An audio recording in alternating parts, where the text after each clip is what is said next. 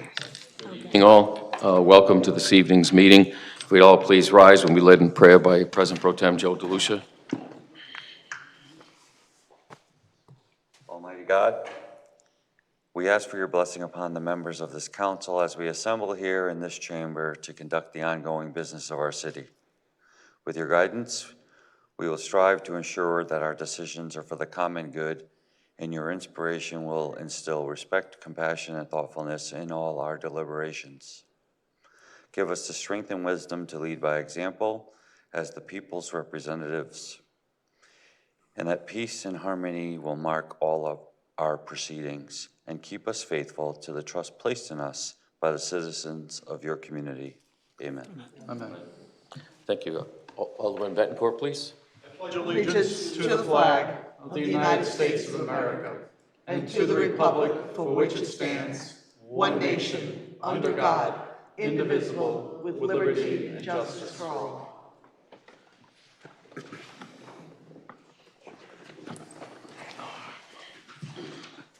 Adoption of the minutes, August 5th and 19th, 2024.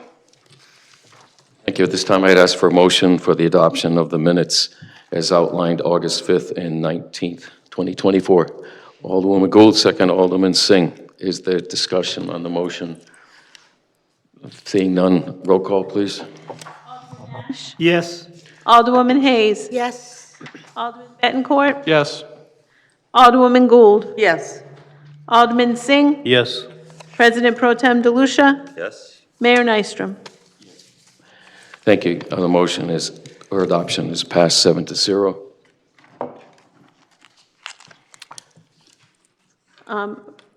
Suspension of the rules, or does it?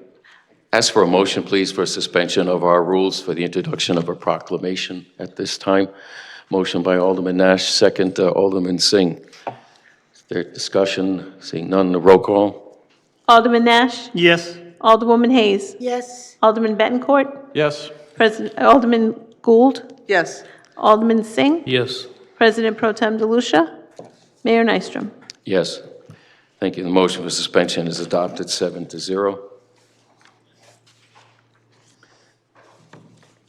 At this time, I'm going to present a proclamation acknowledging the 100th anniversary of the American Legion Post 104, Peter Gallen, out of Taftville. John, please join us. Yeah, John Duca is the commander.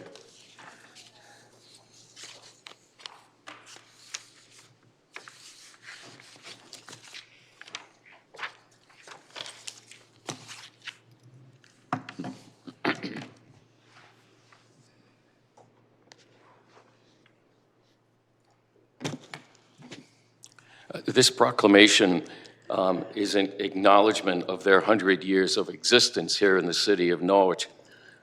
Besides them, we also had Post 4 over on Laurel Hill, which actually at one point was the third oldest American Legion post in the world itself. But this is quite a milestone in their own right, and we, the city, wanted to acknowledge this. They held a special dinner last month. I myself was not able to attend, but we want to make sure that we are acknowledging them and all they provide. They do many, many things throughout the community of Taftville as a post as well, but Wreaths Across America and many other things. They host the Scouts. They're very much tied to the community over there. So this is a proclamation from the city of Norwich, whereas the American Legion's mission is to enhance the well-being of America's veterans, their families, our military, and our communities by their devotion to mutual helpfulness. And whereas the American Legion's vision statement is the American Legion Veterans Strengthening America. And whereas the American Legion Peter Gallen Post 104 opened their doors 100 years ago on August 25th, 1924. Whereas American Legion Peter Gallen Post 104 has tirelessly served veterans since with hard work and dedication. Whereas American Legion Peter Gallen Post 104 has diligently served the veterans who came before them and worked hard to serve those who are serving our country now. Whereas American Legion Peter Gallen Post has faithfully served the Rose City and our surrounding area to help veterans and their families. Whereas American Legion Peter Gallen Post 104 is an inspiration for their faithful service to all veterans.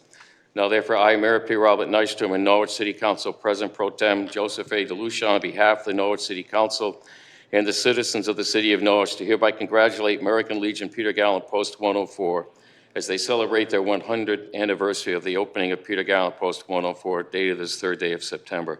Thank you very much, and congratulations to you. Thank you.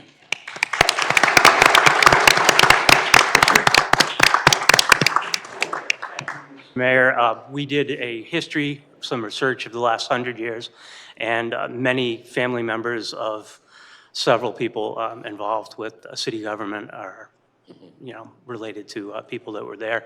And particularly over the last 20 to 25 years, your participation and the participation of other city council and state representatives, Kathy Austin spoke. So I wanted to present you with an American Legion coin and Thank you grateful so much. appreciation for everything you've done.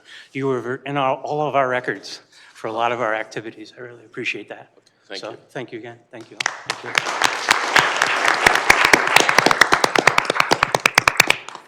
The thing worthy of note is 3 posts in the city of Norwich were named after veterans who were killed in World War I. And this is one of them. Richard Horrigan, post 594 is the same. And Robert, Fletcher. Post 4, American Legion of Laurel Hill. Pardon me?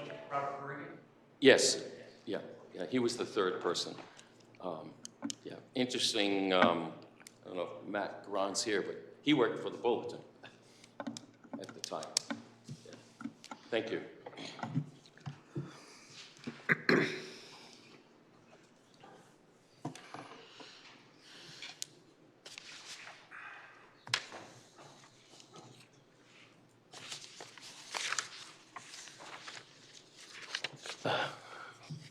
Please continue. Public hearing, an ordinance regarding additional fiscal year 23-24 appropriations for the general fund and city consolidation district. Thank you. At this time, I declare the public hearing to be open. At this time, anyone wishing to speak in favor of this ordinance, please do so. At the time, no one has actually signed up on the sheet that was put out before, but that doesn't mean you cannot step forward now. Again, please state your name and address for the record. Thank you very much. Anyone like to speak in favor of this ordinance at this time?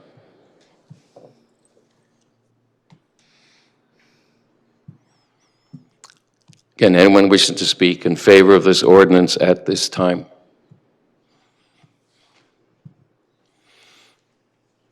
Again, anyone wishing to speak in favor of the ordinance at this time? Okay. Request, is there anyone here wishing to speak in opposition to this ordinance at this time? Does anyone wish to speak in opposition to the ordinance at this time?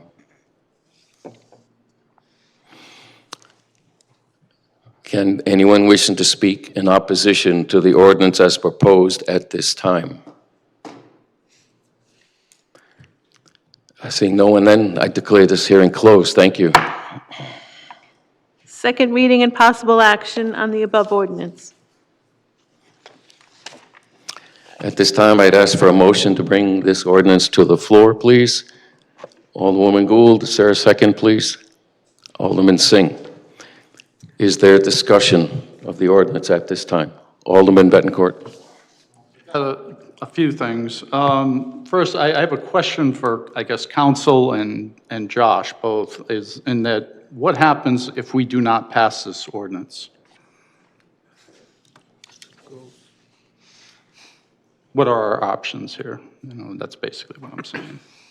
Do you wish to start with the attorney? Well, start with the council. Okay.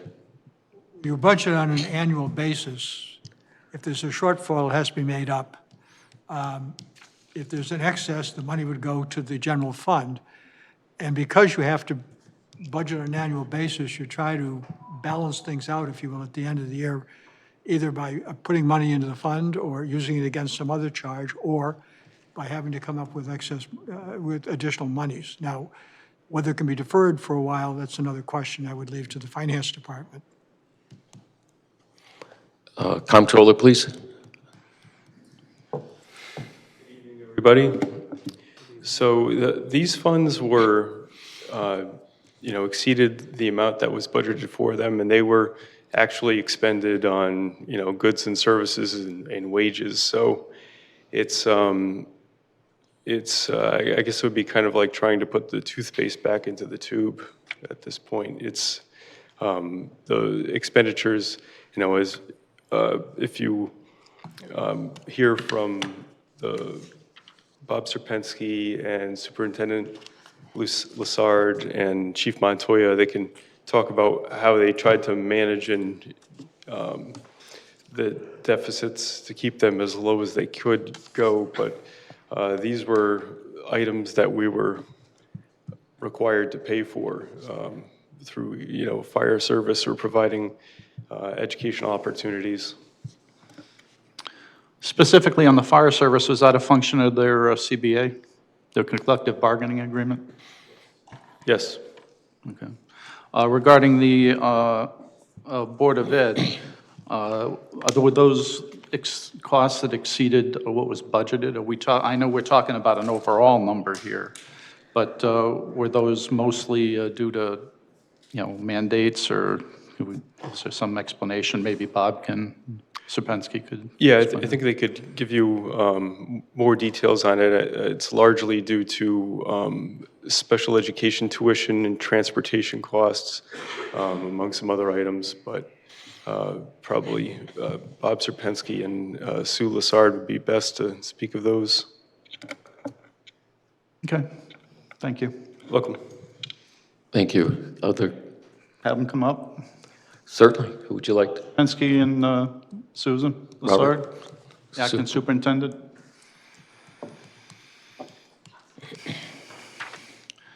The floor is yours. In the interest of fairness, I did have a conversation with Bob outside just before the meeting, but certainly, we've got a pretty good, and we have received some information prior to the meeting regarding the reasons, but I think the public, should, would appreciate some knowledge regarding what happened and why we're here regarding this issue. Bob, if you want to. No. Okay, I'll start if that's okay, Susan. Sure, yeah. I'm assuming that the city council has this one-page document that I prepared for Josh. Yeah. I think that clearly shows the three main areas were special education tuition, special education contracted services, and student transportation. By state law, our Board of Education has to provide those services. If I look at the two variances related to just the special education tuitions and the special education contracted services, they total about $3.8 million. I believe the additional amount that the city is voting on appropriating is about $3.6 million. The district recognized that these expenses were getting much higher than the budget early on. The district implemented a budget freeze in the beginning of December. If we look at all other accounts in the entire district, we were almost $1.6 million under budget. Salaries came in about $414,000 under budget, so it wasn't a result of having too much staff or hiring people. About $1.1 million of the deficit in special education that's embedded in those numbers comes from our state legislative body. The budget had high-cost education expenses at a reimbursement level of 91%, and we ended up getting about 70%. That was because statewide, the total expenditures for special education far exceeded the state's expectations. So never mind funding at 100%, everyone got ratcheted back. Some were paid as low as 68%.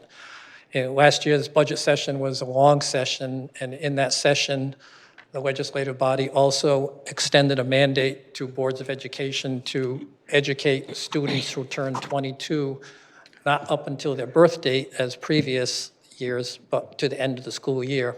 And the students we had that fell into that bucket added another $450,000. So you add those two together, that's $1.1 million of the overage in special education. Now the special education contracted services, those include services such as psychiatric evaluations, OT services, PT services, audiology services, speech services, and any other contracted services related to special education.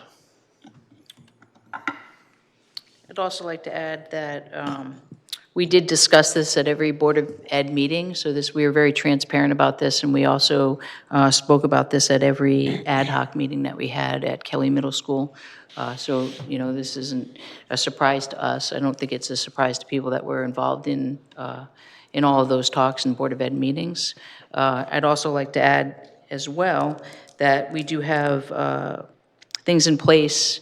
I think everyone's aware of our new Rose City School, so that we know that our special education cost for outplacement was $12 million, and so we have a plan for this year. And we also, we're not going to go with the 91% again, so we budgeted as if it was going to be for 69%. So we do have things in place for this year based on how this budget came out. Thank you. May I speak to the audience? Yes, you may. So, so I'd say, thank you, I'm good. I don't know, well, you know what, why don't we just leave them up there and let everyone else ask? How do we do that? That's okay, I'll yield the floor. Okay, thank you. Other members of council at this time, Alderwoman Gould? On the handout that we were given, there's $352,000 for legal expenses. It's salaries plus legal, so that's the salaries of the It's 352. The 350, I thought it was I don't have it in front of me. We didn't get it in our packet 352, tonight. $425. That was not budgeted. Okay, that we talked about for the investigation. Is this a final bill? Is this an interim bill? I can answer that. The two administrators were placed on leave, I believe, September 19th, and then the following week.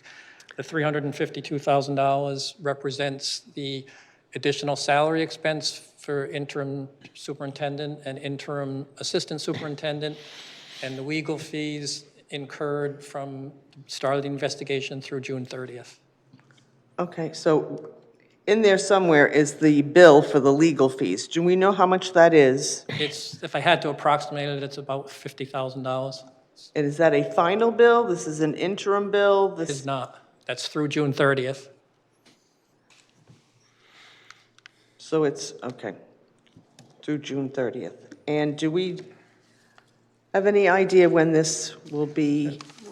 School Finished. administration is outside of that process, so we have no knowledge of what the status is or where it stands.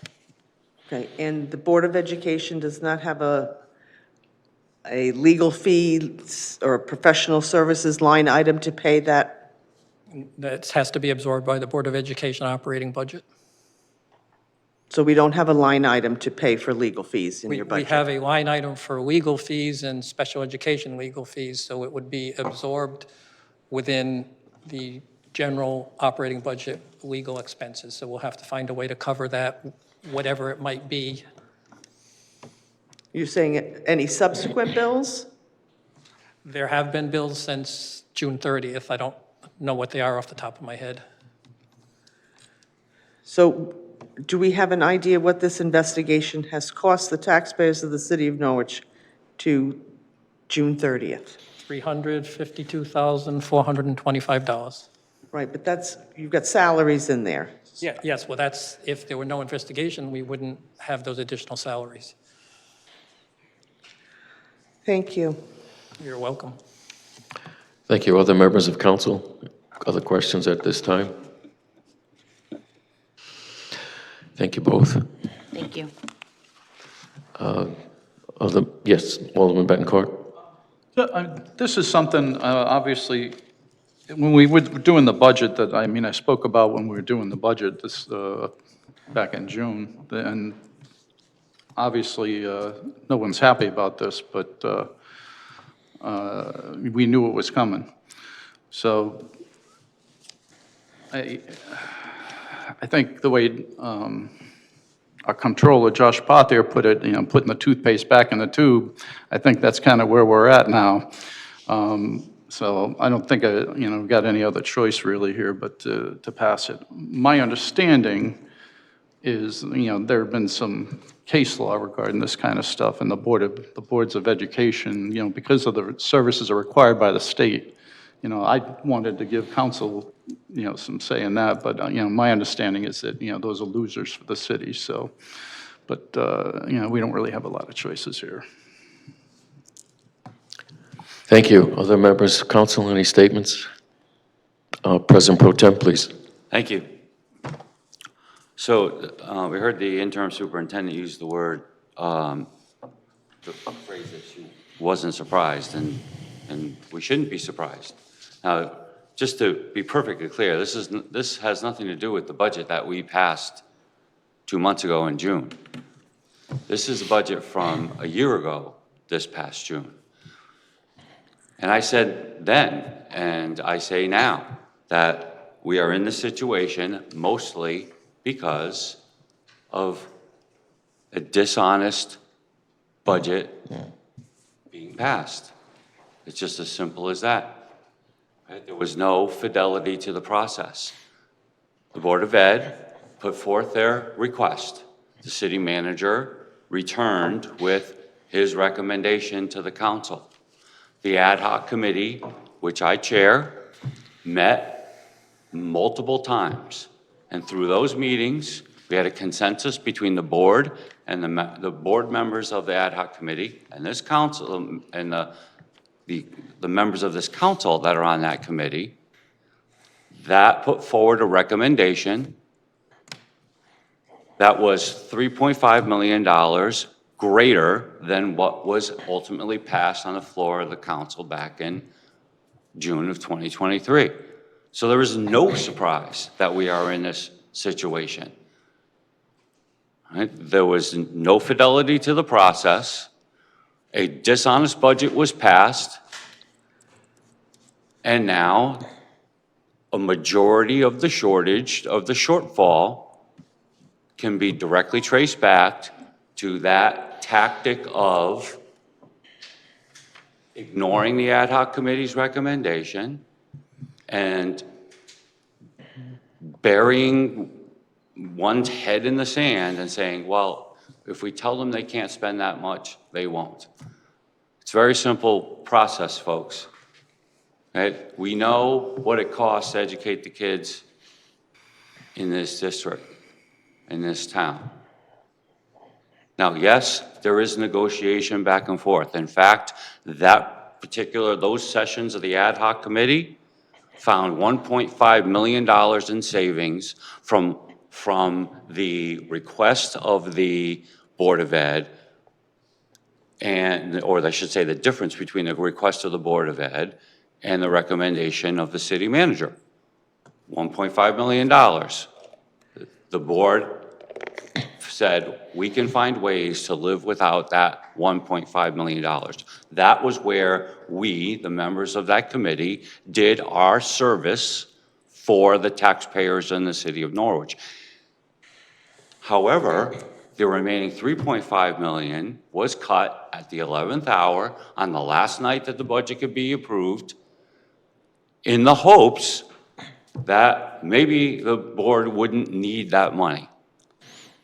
Didn't happen, has never happened. And that practice is dishonest, and that practice does a disservice to you. So I'm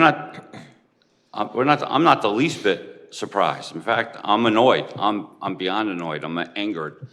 Because I said then, as I'm saying now, that we can't pass a dishonest budget and then all of a sudden be upset when the Board of Ed exceeds their budget. You shouldn't be able to look yourself in the mirror and say that you're doing the job that you were sent up here to do. If you practice those tactics, it just doesn't work.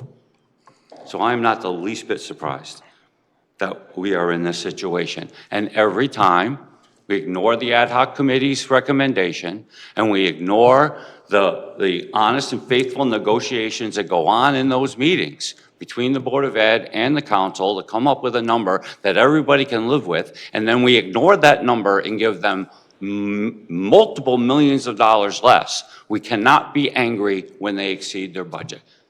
You just cannot have it both ways.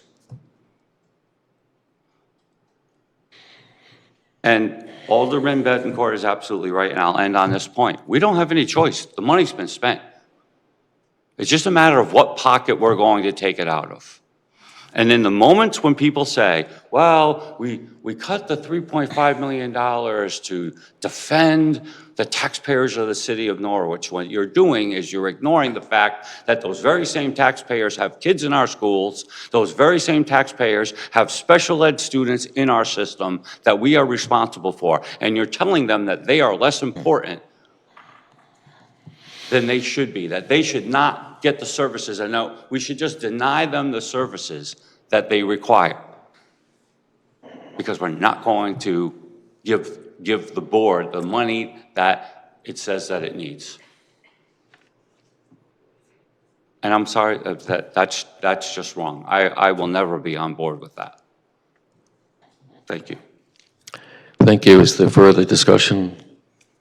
Anyone on the council?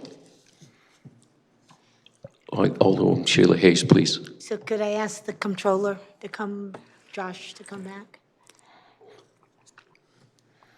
So can you just state here in front of everyone, can you tell me the impact of allocating from the undesignated fund balance? So after this year, the fiscal year 2024 is closed out, the fund balance will be at approximately 13.4% of our annual operating expenditures, which is within our target range of 12 to 17% of unassigned fund balance. Had we not had these deficits, that fund balance would have been, in the 15% range.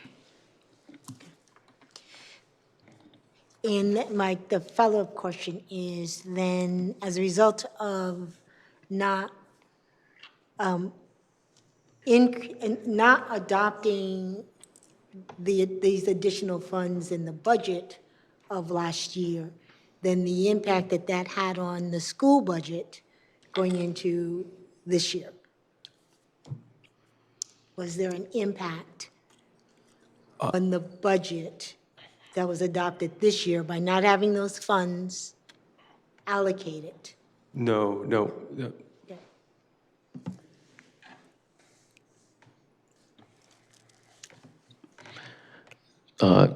All set? Yeah, I'm all set. Anyone? Yes, Alderman Singh. I thought you might. Thank you very much, Mr. Mayor. I just have a quick comment. It is just not healthy to keep using undesignated fund balance, and we have talked about it many times, and you have also talked about it, how it will negatively impact our bond rating if it drops, under the 12. And we are pretty much at the edge right now. So no matter who is in power, we need to make sure we do the honest budget. Thank you. Thank you. Does anyone need to speak to the comptroller at this point? No, all set. Thank you, Josh. Is there further comment on the ordinance at this time? I'm trying to be brief. I have a very different memory of what happened the budget cycle before. The ad hoc committee, and I attend most of those meetings, was asked if someone wanted to make a recommendation to increase the city manager's proposed budget, and no one made that motion. The chair did request it, but he didn't make the motion either. I think he had the authority to do so since it's an advisory group that he's referring to. Look, we can quibble over numbers, we can quibble over reasons. Clearly, we have a higher special ed demand in our community. Our number of students on special ed are much higher than the average across the state. That is absolutely true. And with that comes a much higher expense. But to suggest, and I'm not trying to put words in anyone's mouth here, that you give a blank check to any city department, that's not acceptable. This past year, they asked for $11 million increase. That far exceeded what they were given, plus the $3.5 million that he talked about they didn't get. They got a $6.9 million increase for this fiscal year. That's now part of the base. You know, you have to live within your budget. You have to. From what I've heard from the explanations, clearly the state is doing things that harm the ability for the Board of Ed to balance a budget. They keep changing the laws. They don't live within their own programs. And the worst thing is they don't provide any money when they increase the requirements of those programs. We heard about the age 22 change. We know the federal government doesn't fund special ed. It's supposed to be covering 40% of the nation's cost. I think it's 13% they're providing right now. That's, in my opinion, a complete failure on the part of our federal officials. They don't even talk about special ed costs, and yet look at the impact it has on our city budget just here in Norwich. So we can point fingers, we can talk about blame, we can go all around the bases here, but you know, you got to look for savings. And I know our acting superintendent found over $4 million in savings for the budget that we just adopted, and I'm grateful for her efforts to do that. I'm grateful for the realignments she's instituting. I believe that will help stabilize things, but trying to fix 4 years of whatever that was with the former superintendent, you can't do that overnight. Puts a lot of pressure on the adoption of a budget. I'm also need to speak about the other aspect of this ordinance. I've been tracking overtime costs, looking at departments in the city.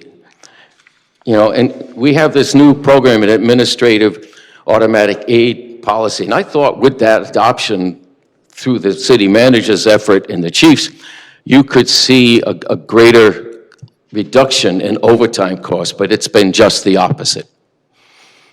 We've been tracking the fire department going on 4 years now, almost $1 million a year in overtime and callbacks. But this past year was over $1.4 million, and yet we had the ability to call in the volunteers earlier, even on the first tone. So why those costs went up, I don't know. It's a $136,000 expense over their budget.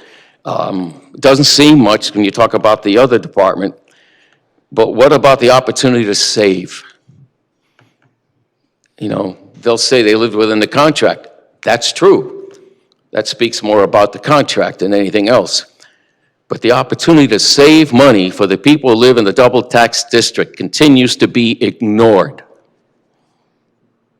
And you know, I'm sorry, I have met with our chief of the paid department in my office 3 separate times, actually 2 in my office, once in John's office, to no avail. As the department head, I have to hold you responsible, chief, and I do. So with that, I'm going to tell you I'm voting no. Maybe it's a silly protest, but I'm not voting for this. Someone's got to think about the taxpayers and the burden they're being asked to carry in this city. So I will not support this ordinance. Thank you. I'm sorry. I saw a hand. Alderman Nash. I just have a quick comment with the school budget. I understand that if we go by Alderman DeLucia's accounting, we screw the board out of money, so I get it. But I also know that, and again, quick statistic, and I may be off by 1 or 2 people, but in 2000, the average child diagnosed with autism is 1 in 1,500 in the United States. Today, it's 1 in 37. So if you don't think the cost is going to go up next year again, no matter how much we gave them this past budget, it's just going to go up again. Because when you go from 1 out of every 1,500 students is diagnosed with a special needs program, and now it's 1 out of every 37. In some states, it's 1 out of every 20. the cost is going to go up. Special ed costs are going to keep going up. And there's only so much we can get from our taxpayers. If the state's going to require all these requirements for us to take care of our students, which is incredibly, I have 2 nephews that are autistic and are getting special education treatment. They happen to live in South Carolina, so I'm hoping they get the kind of quality we give our students here, but it's South Carolina, so. But I just want to say that if we don't think next year that the board's going to come to us looking for more money, we're mistaken, because I get it, their hands are tied, there's not much they can do about it. They can't deny these students the needs that they have. And I have another opinion on the fire department. So that's all I got to say. Thank you. Alderman Bettencourt, please. Just briefly, regarding the CCD part of this, I'm going to agree with you to some extent, Mayor, and I think it's the city manager's responsibility to work with the chief and enforce various procedures that do not violate the CBA, but yet still save the city some money. And I believe truly that there are opportunities there. So I will agree with you on that particular point. But the fact of the matter is, right now, at this point in time, we're where we're at. So I would prefer to deal with that than not. So I'll be holding my nose, I guess, and supporting this ordinance. But the fact of the matter is it's necessary. So to say otherwise would be, I think, a little foolish. But I can appreciate what your thoughts on that matter are. Thank you. The further comment, please. Roll call then, please. Alderman Nash? Alderwoman Hayes? Alderman Bettencourt? Yes. Alderwoman Gould? Yes. And Singh? Yes. President Pro Tem DeLucia? Yes. Mayor Nystrom? No. Thank you. The ordinance is adopted on a 6-1 vote. Petition and communication number 1, resignation of a member of the Historic District Commission.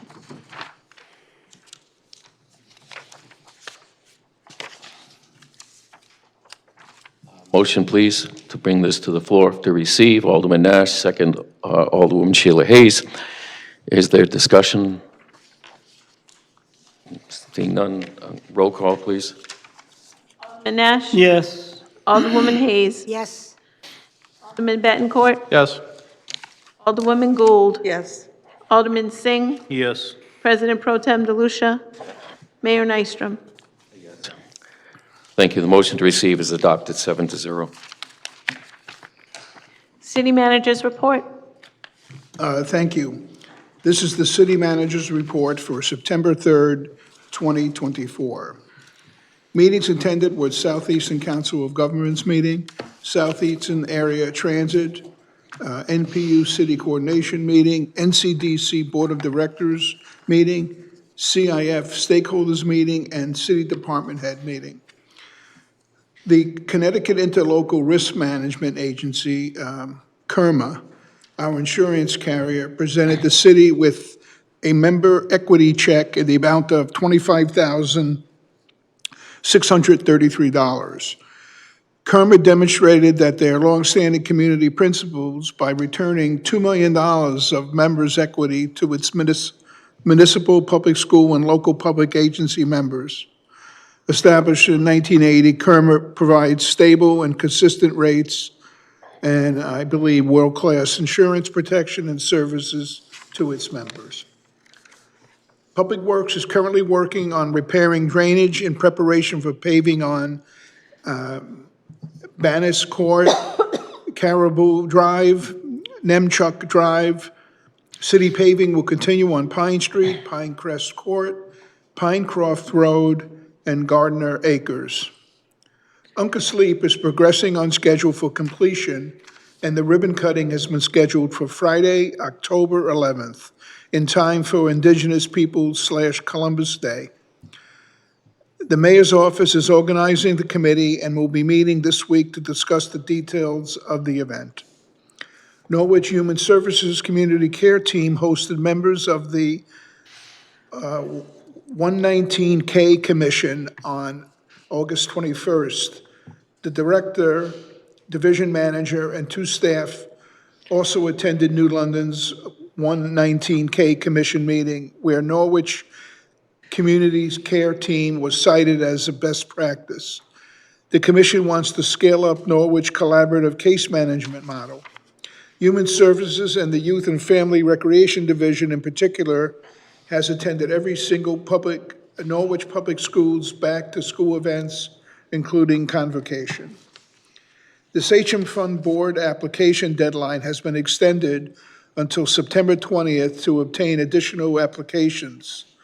There is approximately $90,000 available from the fund that was established in January 2007. The Mohegan Tribe and the city manage the distribution of funds and have awarded approximately $1.3 million in grants since its inception. Additional information can be found on the city's website, norwich.org, under bids and /RFPs. Projects or programs must show that they can provide a return on investment and/or create a self-sustaining legacy for both the city and the Sachem Fund. And that concludes my report for this evening. John, other questions, City Manager? President Pro Tem, please. I don't have a question for you, John. I just, more of a statement. I am certain that the people on Nemchuk Drive and Caribou Drive will be very, very happy to learn that finally, after all of the infrastructure projects that we've been working on up there as a city, which has been over the last several years, that finally the road will be repaved. That's very good news. Thank you for that. Thank you, sir. Any other comments or questions, City Manager, at this time? Seeing none, thank you. Citizen comment on resolutions on agenda items only. I declare citizen comment on the resolutions on our agenda, 1 through 4, to be open at this time. If you want to address the council on these 4 items, please do so. Please state your name and address at the dais. Each person would have 3 minutes to comment. Thank you. Anyone wishing to speak on new business resolutions? Again, anyone wishing to speak on new business resolutions? Anyone wishing to speak on new business resolutions? Seeing no one, then I declare it closed. Thank you. New business resolutions, number 1, relative to an appointment of an alternate member of Inland Wetlands Watercourses and Conservation Commission. Thank you. At this time, I'd ask for a motion to bring this forward. Alderwoman Gould, is there a second? Alderwoman Hayes. Is there discussion? Seeing no discussion, the person that's being appointed as an alternate member, Inland Wetlands Watercourse Conservation Commission, is Cullen Riley. Roll call, please. Alderman Nash? Yes. Alderwoman Hayes? Yes. Alderman Bettencourt? Yes. Alderwoman Gould? Yes. Alderman Singh? Yes. President Pro Tem DeLucia? Yes? Mayor Nystrom? Yes. Thank you. The resolution adopted 7-0. Number 2, relative to the city manager being authorized and directed to cause easement agreements by NCDC to the city of Norwich to be recorded.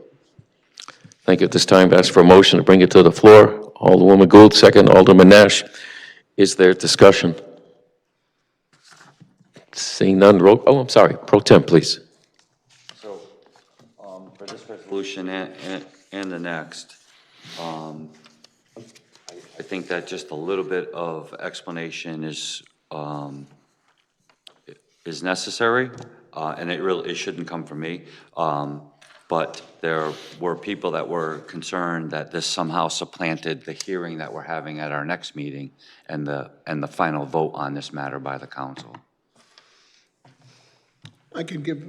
Yeah. Go ahead, John. This is really nothing to do with Lola Lane at this point. These are easements through the Board of Public Utilities Commission of the City of Norwich, and they are easements for utility easements such as sewer, water, and electric that would be conveyed to the City of Norwich. So in essence, easements are being carved out now for future development within the within the industrial complex. Thank you. Thank you, sir. Is there further discussion? Seeing none, roll call, please. Alderman Nash? Yes. Alderwoman Hayes? Alderman Bettencourt? Yes. Alderwoman Gould? Yes. Alderman Singh? Yes. President Pro Tem DeLucia? Yes? Mayor Nystrom? Yes. Thank you. The resolution adopted 7-0. Number 3, relative to city manager being authorized and directed to cause deed and easements by NCDC to the city of Norwich to be recorded. Thank you. Motion to bring this to the floor. Alderman Nash, second. Alderwoman Gould. Is there discussion? Seeing none, roll call, please. Alderman Nash? Alderwoman Hayes? Yes. Alderman Bettencourt? Yes. Alderwoman Gould? Yes. Alderman Singh? Yes. President Pro Tem DeLucia? Yes? Mayor Nystrom? Yes. Thank you. The resolution is adopted 7-0. 4, relative to the amendment of existing American Rescue Act allocations. Thank you. At this time, I'm going to ask for a motion to postpone action on Resolution 4. Alderman Singh, thank you. Second, Alderwoman Hayes. To a date certain? John, your recommendation, please. We wanted to get it back as soon as possible. We're hoping for the next council meeting, but if that's not possible, then the first meeting in October. And I asked for the resolution to be removed tonight. In looking at the proposal, we have to be comfortable with the technology that will be utilized with the expansion of the restaurant. We need some more work to look at the building code and the fire code of the city and state. I would not want to recommend funds be transferred and appropriated to this account and then not have the project go forward because that it can't adequately meet the building codes for the city and state. We hope to have this resolved, I guess, within 2 to 4 weeks and come back then with the transfer. President Pro Tem. Then I would suggest that we do postpone to October the 7th, which is our first meeting in October, only because, everything with the state building inspector's office and the state fire marshal moves at its own pace. And for anybody that's ever done a project, you know that if you anticipate that it's going to take a day, it'll take a week. If you think it's going to take a week, it'll take a month. So let's move it out 1 month is my recommendation. I would ask that the persons who first and second of the original motion to postpone accept that as a friendly recommendation. We'll just make it one motion Yes. for expedience sake. So the motion is to postpone till the first meeting in October.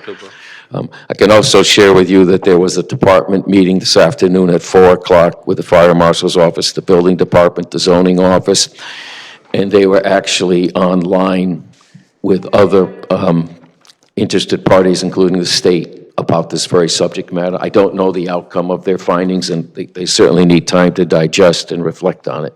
But that did happen this afternoon. If I may, Please. It was an excellent meeting today. We had the architect for the company that would be providing the structure, along with the owner of the company that would be providing the roof and some of the awning parts. And we had our members of our building department, fire marshal's department, public works, planning, head of planning, Kevin Brown from NCDC, and myself. And we had a good dialogue. We narrowed it down to a few issues that need to be resolved, and hopefully they can be resolved in the next few weeks. It's possible that I may have all the answers by the next meeting. I'm not sure how that works Mike, as far as, let's say I'm ready next week, can I come back and do that even though the resolution says the next meeting in October? Resolution can be reconsidered at the next Right. meeting under the rules of the council, and if it's reconsidered, it takes a supermajority. A supermajority, To bring it okay. back. So there is that So there's potential. that opportunity. Okay, that's good. Because Did everyone hear we may that? be able to get it For resolved. Very soon. reconsideration, if the timing worked, it still could be brought back at the next meeting, but otherwise, we'll look at it on October 7th. Thank you, John. Any further discussion? A roll call on the vote to postpone till October 7th, please. Nash? Yes. Alderwoman Hayes? Yes. Alderman Bettencourt? Yes. Alderman Gould? Yes. Alderman Singh? Yes. President Pro Tem DeLucia? Yes. Mayor Nystrom? Yes. Thank you. The motion to postpone passes. October 7th is the date. I hereby move pursuant to Connecticut General Statute, Section 1-200, subsection 6, that the members of the Norwich City Council go into executive session for the purpose of discussing strategy or negotiation with respect to collective bargaining. City Manager John Salamone, Director of Human Resources Robert Scalise, Comptroller Josh Pothier, and Corporation Counsel Michael E. Driscoll shall be asked to participate during all or portions of this executive session at the request of the City Council. Thank you. Is there a second, please? Alderwoman Sheila Hayes, thank you. On the motion to go into executive session, roll call, please. Alderman Nash? Yes. Alderwoman Hayes? Yes. Alderman Bettencourt? Yes. Alderwoman Gould? Yes. Alderman Singh? Yes. President Pro Tem DeLucia? Yes. Mayor Nystrom? Yes. Thank you. Motion to executive session passes. Come back to order. Let the record show no votes were taken during the executive session. Motion to adjourn. By Alderwoman Gould, is there a second? Second by Nash. Roll call, Nash? Yes. Hayes? Bettencourt? Gould? Yes. Singh? Yes. DeLucia? Yes. Nystrom, yes. Motion to adjourn passes 7-0. Thank you. That was easy. That was returned to regular session. That was to return to regular session. Motion to return to regular session. Now we need the motion to adjourn. Motion to adjourn. Give one piece. I thought we were missing one. Oh, I was just, never Have a lot mind. of I muscle gotta go aches. into it. Yes. Bettencourt? Yes. Gould? Singh? Yes. DeLucia? Nystrom, yes. Motion to adjourn passes 7-0. Thank you. Thanks, Pete. That was easy. I get a rerun on that, huh? So, I was just, Mike, before you came back up,